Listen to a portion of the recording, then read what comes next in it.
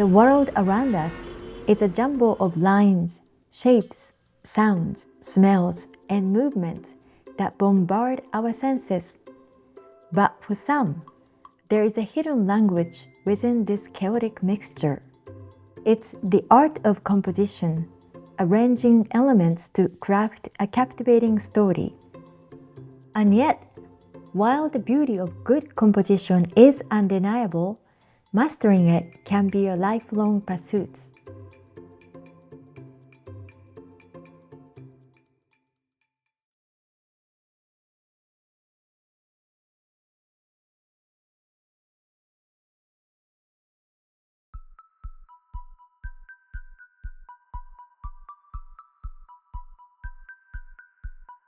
Canadian cities are grappling with a growing litter problem, from parks to sidewalks. Whether it's caused by careless disposal, limited trash cans, or gaps in collection schedules, the result is a declining quality of life. This starkly contrasts the pristine image of many Japanese cities, a testament to their strong culture of cleanness and individual responsibility. The problem extends beyond litter, encompassing recycling rates and overall waste reduction strategies. Yet, perhaps most alarming is the public's growing indifference to this issue. I was walking one area and there happened to be a can. So I picked it up and there was a man sitting there and he says to me, "You're too well dressed to be picking up cans." It's just made me more conscious of how many cans there are that people throw out. And even instead of, sometimes I think, well, why don't the people just take it home with them? Or if it's beer cans and that, well, you're going to be going back to the liquor store to get more. Like, why don't you take that with you instead of throwing it in the garbage? Yeah, it's surprising. Or they'll just throw stuff on the ground and you sort of think, well, why wouldn't you put it, in the bin or something? And then the city is changing with some of the public bins where they've got the little rack around that people can put the cans in instead of throwing it right in the garbage. Yeah. And the whole thing is if people don't take the things out of the bin, it ends up in the landfill. Right. And that's a total waste when it can be recycled. And sometimes I'm surprised that more people aren't collecting cans. To me, is if you're walking down the street and there's a can, why would you leave it? If it was $1, would you pick it up? This is Rosemary, an assuming Vancouver resident with a remarkable talent.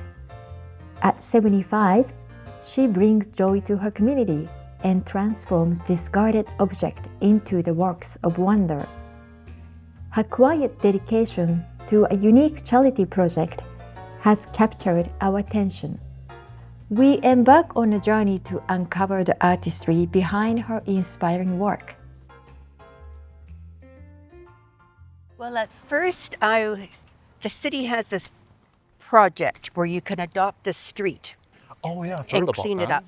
Right. So I was doing that, and of course, in the process of picking up paper and other stuff, I was picking up cans. And then when I was doing these can pickup, I thought, I wonder how much it costs to go to San Francisco. This was in the fall. And so I looked it up, and then for January, it was going to be $305. So I thought, okay, I'll collect enough cans to pay for the fare. Really? Is that even possible? Yeah, so I did that over a few months. And then I was still collecting, and I put the money to other charities to the cause. Right. And then I heard about my cousin, so I thought, I'm going to support her. That's awesome. And that's what I've been doing. Anyway, the one thing, it's always a leisurely walk on the drive. So sometimes when I'm walking through here, there's another collector out. Oh, really? Are they collecting for Themselves. themselves? Whereas I collect this for the Misfit Metal Sanctuary on Vancouver Island. Oh, can you tell me a bit more about that sanctuary? With my cousins, and she had started it, and she rescues animals sometimes that need a better life. So what kind of animals does she have? She has goats, horses, mules, Oh, chickens, wow. feral cats. And how big is the sanctuary? It's about 4.5 acres. Okay. And what she would like to do is to buy a larger piece of property. Really? Then she could adopt more. Wow. Because, That's very impressive. but again, it requires a lot of care, a lot of work. For sure. Is she collaborating with any organizations? No, just her own. Oh, wow. She does have some patrons that donate monthly Oh, that's good. because it is very costly when you get senior animals. They need a lot of vet care. Right. This racehorse that she rescued recently, no one had commented, and then she found out when she got it, it had a broken jaw. Oh, wow. So she's been dealing with that.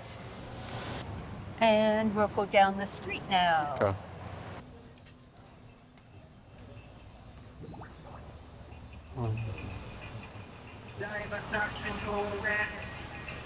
So again, there are a number of people who patrol the drive looking for cans. Do you usually run into competition with them? Yeah, but I think again, because I'm not, that I have to have the cans. So if somebody's picked it up, fine. Right. Mine, again, is I'm going out for a walk. If it's there, it's there. Yeah. It always fascinates me how it It is. went to a flat surface, but a work of art. Exactly, yeah. So in that goes. Oh, yeah. And a number of the people that I ended up talking to on my walks then have started to collect cans for me. Oh, that's And, awesome. yeah, so they'll save. Mm. So I know that, okay, I'm going to get cans from Tammy, Maya, Ryan, Phil. Now, in December when I was here and I started chatting to some people, and I mentioned my birthday was coming on, the next really? thing I knew, they all started singing happy birthday to Oh me. my gosh, that's so I nice. thought that was so sweet. A lot of people don't put their cans in the park in the bin. They Yeah, just it's throw it on the interesting. grass. Yeah. So you have to look extra carefully. Yeah, you just sort of scan as you're walking. Uh, So we'll see if there's anything in here. oh Look my at that. gosh. Right there. Hey, we're lucky. Anything in here? You know, we're just going to go can you hold that up? Oh yeah, sure. And we'll just see if Right, there's so, yeah. anything underneath. Nothing there. No. Lots of garbage. Uh, Nothing here, but that's okay. right. We got one. We got one. Let's see if we get anything. All right. Ah, look at that. Ooh. Some of these, I tell This- you, being Oh, summertime, there's one. Yes. one for us, are bad in the summer because of all the dog poop. You open up Oh. the lid and you practically keel over. Yeah. Wow. Hello again. And what is over there?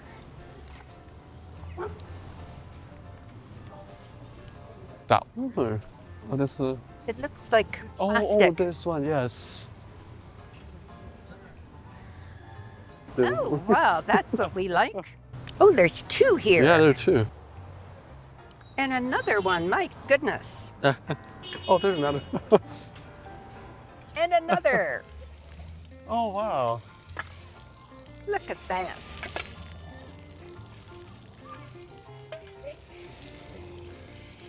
It's a glass bottle A too. glass one, and let's see. Oops. Is there anything in here? Fine. Ooh, look at that. I do That's wonder awesome. at times why people throw the stuff in the garbage bin instead of taking it home. Yeah. It was worth money. Yeah, you know, they're going to be going back to the grocery store. And yes, you always need to Right. wear gloves True. because otherwise your hands can get kind of dirty. So now we'll start heading. We'll just check a couple more bins. Okay. And we've had a leisurely walk. It's awesome. I love this. And what do you do with the cans? Do you The place it recycling depot. We're going to go there after. Oh, okay. That's part of our project today. Oh my goodness. Oh, wow, it's a treasure box. It is.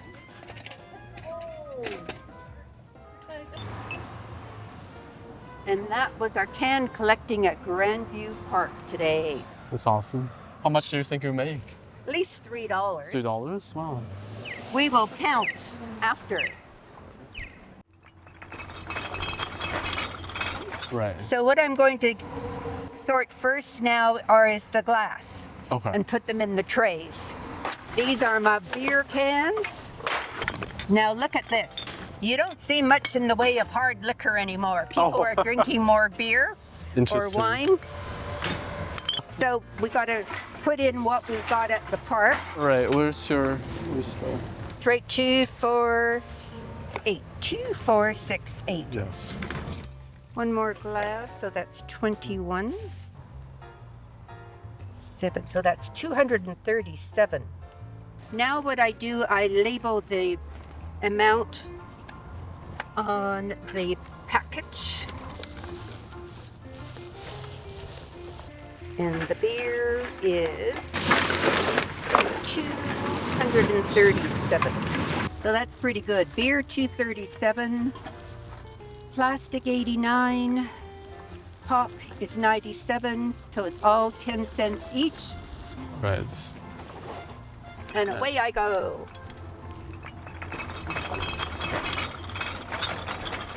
So for beer, 237, plastic 89, pop 97, and glass 21. Thank you. Yeah. And let's, Have a great day. thank you. What Thank did I you. get? 45.3. Yeah. Thank you. Yes. Okay. Awesome. Thank you so much. So I'll be able to send a check at Awesome. the end of the month for $110. That's awesome. Congratulations. Well, thank you. It was so amazing to learn more about what Rosemary is doing in the community. To me, I feel like it's really kind of this multiple layers of kindness of what she was doing. Firstly, she's helping out with her cousin's sanctuary for animals. That's what she's trying to help out with. And then secondly, she's trying to help out with the sustainability aspect of the community. She's picking up garbages and to donate it back to recycling depots. And lastly, I feel like it's really interesting that she's also engaging with the community. She's talking, she's laughing with the people in the park, in the community, and they're sharing stories, and also the community are giving back to her to get to know her and also get to know her stories, and they also want to try to help her. So this is kind of a multiple layers of different kindness reciprocating with each other. This is what community is about, and I love that to see that. Rosemary doesn't just act, she celebrates and embodies joy. While her innovative approach is inspiring, we want to amplify its impact. We plan to share her story at our artist salon to explore how we can cultivate similar acts of beauty and self-transcendence. Can ask her about her experiences and how she developed the ability to look for a purpose for an item after its original purpose. Like, for example, even with the horses, right? They were originally bred to be racehorses or farm horses, but now it's past that purpose and she's found something new for them. And for the cans, it's kind of the same thing. The original purpose to hold a drink. Now someone's thrown away, the can is past its original purpose, and now she has a new purpose for them. So she's kind of generating a new life for each object every single time she does something like this. And she's done that with the horses, with the farm, and now she's doing it with the cans. So I kind of wanted to know like how she's able to do that and why she wants to be so involved in that kind of process.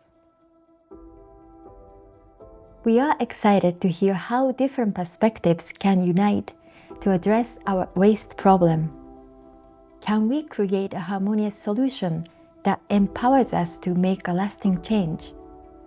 And can we unlock the secret to crafting a world where beauty and sustainability coexist?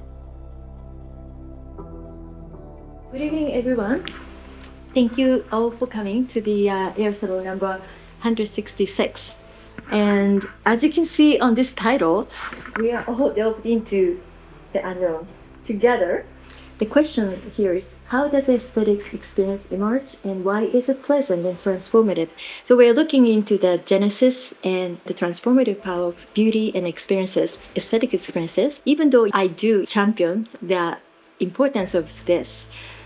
And yet, the underlying mechanism of why and how these experiences impact us remain such fascinating mysteries to me. I feel it always has to do with harmony, but not a sense of harmony in the way things fit together in a sense of belonging, that because it's such a complex yet intricate and elegant. So a connectedness that you can feel it because we're part of it. And it's very similar for me to the sacred experience or the spiritual experience. I find it very hard to differentiate between the aesthetic and the spiritual. For me, it's nostalgic. I remember those visits I used to make to museums to have this kind of experience. Now, if they just brings back some, nostalgic feelings. Personal memories. The question creates more questions in my head. Aesthetic experience, my initial thought was that that was something created or designed, perhaps. But maybe not. You can have an aesthetic experience in nature, of course. I have issues with the claim that they're all pleasant. Because sometimes they're still effective, there still is an experience to be had there, but it may make you uncomfortable, or it may be designed to make you unhappy. It can still be an effective aesthetic experience, but that's my thoughts on it. It can be, I think, that expression of sadness and mourning as well. I think it's something experienced sensorially, so it's not through the brain, it's not through the analytic, it's through the sensation somewhere in the body. It can be music that you hear, it can be a wonderful perfume or scent, but it's something that creates that response in the body that then, instigates all kinds of emotional and relationship to the spiritual. How I see it. According to neuroscientists, these three elements works in concert together to create aesthetic experiences. So as Jill said, the cognitive, intellectual ones, the meaning-making aspect, and affective, the emotions, emotional responses. And the last one, the somatic, the sensory motor experiences. So all these three things, engaging all three interconnected human experiences, seems to be a critical factor in creating such aesthetic experiences. So Rosemary, after years of being present on the street, has your connection to your neighborhood changed? It's increased with a few people that I interact with on my walks and that. And to me, it was a nice compliment last week. The student from India had moved in a few months ago, and I had met him on my walk down the lane and told him I was collecting cans, so he would save them for me. And last week he said, I give them to you. He says, I don't leave them out. He says, because you talk to me. So I'm sure many of you have noticed living in Vancouver that there's an abundance of litter everywhere you look, like on the parks and the sidewalk, at the bus stops. But the problem is not just Vancouver, it's all of Canada. As in 2019, the OECD ranked 38 countries in the OECD on their waste management per capita, and Canada ranked as the 8th worst country for their waste management out of the 38. And a major reason for this problem is the throwaway culture that Canada is a participant in. And it's a problem for all of Canada, as Canadians throw away over 3 million tons of plastic waste every year. And out of that 3 million tons, only 9% is recycled. Any change of viewpoint of trash? I had no idea how big the scale is. Seeing those statistics really set me off. that Canada leads in the amount of food waste and the garbage and all that. So it's still, I mean, I was familiar with the problem, but then seeing how you go about it with a different intent, it really gives you a different perspective on the larger issue. Yeah. The question you kept asking, why? I wonder why. Mm-hmm. It's really, I resonate with you. When I learned about what she does, my immediate reaction, we can't leave her to clean up the city. Yes. That's not enough. Her act cannot be lived in isolation. So then what, as a society, as an individual, what are the things we need to change or do? And this is a kind of community dialogue that we can explore together why it is keep happening and to what extent we claim our responsibility as an individual and how do we communicate that and what impact even one individual can impart to others. So that's kind of a starting. I mean, a person could sit on Second Beach, Stanley Park, and collect all day. You can fill loads of stuff and it doesn't stop. Yeah. People leave things because they know someone will pick it up, someone else. They expect, but what happens if that person doesn't come along? I think a lot, we have this eco-guilt that's built in because so much of our society that's given to us, and which wasn't always the case, is a disposable society. And then we feel terrible because we're producing all this plastic. But in reality, we're not producing the plastic. The plastic is being produced by an industrial process. Complex. And we're allowing this to happen. And this packaging is meant to be used one time and sit in some place for millions of years and leach into all of our systems and all of our bodies.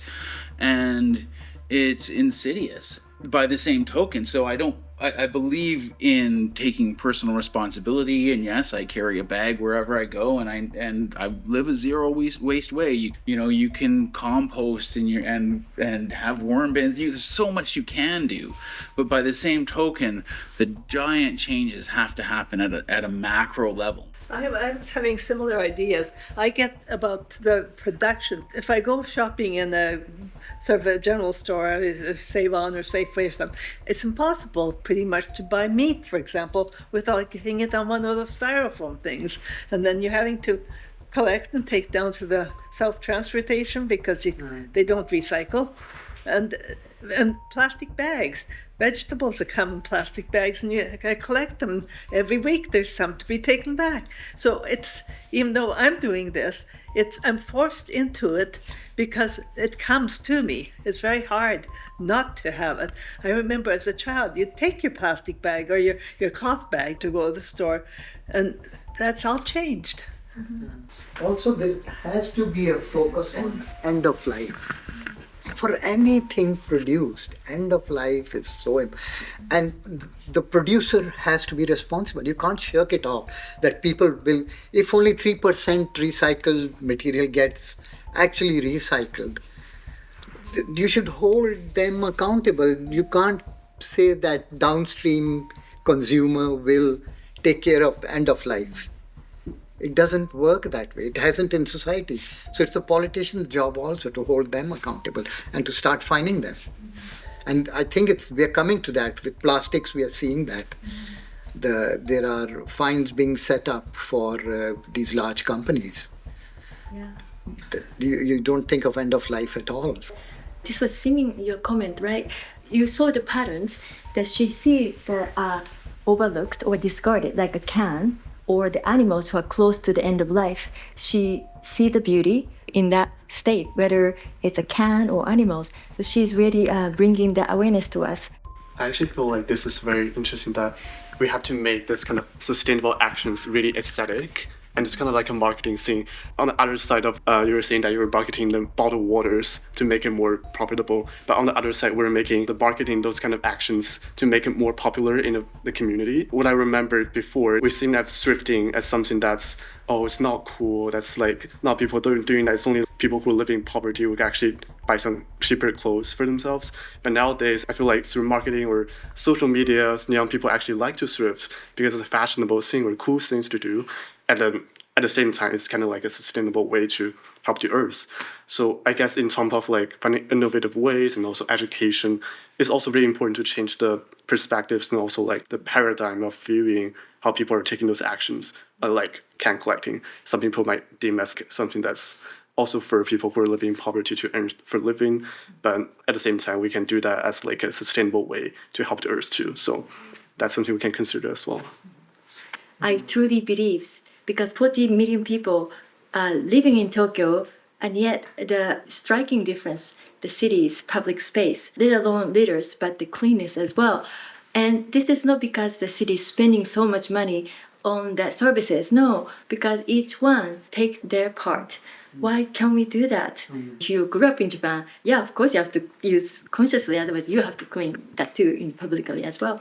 The question is, how can we change our behavior? That's the question in this culture. Your question about how can we change our individual awareness or collective awareness and put it into action. But when you're speaking, Rosemary, I sense a sense of joy in what you do and a purpose. And I think if we start from there, we were talking about multi-layers, but I think the very essence of layering is with the self, and you have that. So I don't think we can go into can collecting or environmental things until first it is within us. And to the first question, how is an aesthetic experience, how can it be pleasant and transformative? In your case, aesthetic experience, it was in your relationships, when you talk to people before you pick up their can. That is an aesthetic experience. As one would said, it's a spiritual experience. It is sublime. It is sacred space, right? So it starts with you. And so when you have that attitude, and it's transmitted, so you don't only clean up, but you made the Indian girls happy, you know? So that is transformative. And in a sense, I think that's a very aesthetic experience. So I think to answer that question, it starts, the first layer comes within us, right? It gave you joy. So in a sense, it's selfish because we do things that give us joy. And in a sense, it affects other people too, right? But I sense that purpose and joy in you, and that's your gift. And then the can collecting comes. So we find it fuels you, but you find your vehicle. So all of us have different vehicles, right? Yeah. So I just wanted to say how incredibly imaginative and admirable it is. That linking to your cousin, the farm that's saving the animals, it's just, it feels like it's a heart that's driving your actions, both the generosity of picking up what other people have carelessly discarded, and the improvement of the environment, and knowing that those are going to be recycled and save it so there's not additional mining. It circulates benefit that way, but then to tie it to this incredible woman who's rescuing animals, it just feels like it glows with heart. And thank you, it's so admirable. You've got me thinking, we recycle in the bins, but yeah, how maybe can what happens multiply that effect? What you're doing is multiplying the benefits. Yeah, thank you. We also think that we are only one individual, and there is somebody who's showing us that one individual can inspire 20 people. And make that change. It's not just one individual.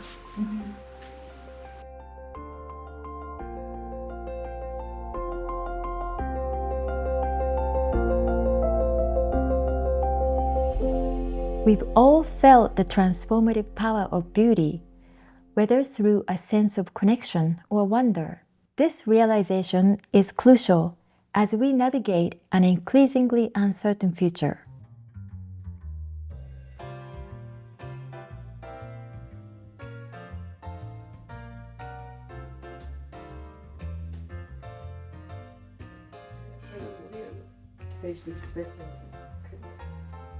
thing I got was take something from the trash and find a meaning for it so that it is no longer trash.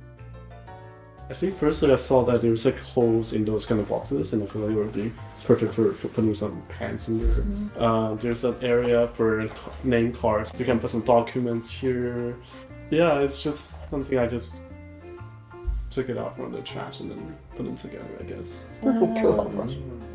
It's a real useful form. It's almost like you made it into functional thing. There's actually a pretty interesting concept between what is a waste or what is a discard. Yeah. We learned about how discard is something you don't use anymore and it's not integrated back into the system. But then waste is something that you can continue to moving on, like just kind of using even like human feces, they can be turning back into the nutrient cycle and all that. So that's something for first thinking about waste and discard and trash. These kind of things. I mean, it's like in a way there's a spirit in that, right? Throwing it away, it's an object that somebody has taken care of and then produced it. It's like are we respecting that? It's kind of consumerism going around. But it's got a new energy because it's new use. Yeah. New purpose. Yeah.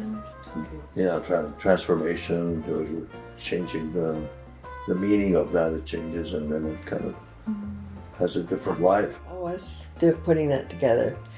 Was that joyful for you? Yeah, I love how to because they're all different, kind of scattered around. And it's interesting how they can fit each other. Because this one is outside, and just they can fit inside perfectly. Okay, that's great. And it just can be, and then I can just think of something that I can use that for. It's a very creative kind of a way to think of different things. While some people view Rosemary's can collecting as a purely practical, others see it as a profound artistic statement, the art of composition. This raises intriguing questions about the intersection of art and everyday life, and the potential for ordinary actions to transform our world.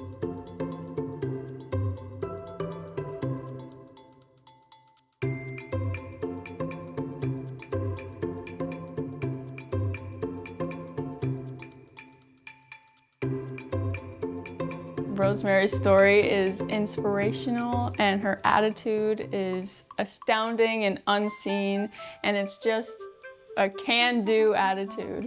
The highlight of doing this project with Rosemary was seeing how excited she was the day of the salon and sitting at the front and how excited she was to share her story and hear everyone talk about it. She was just always really smiley and nice.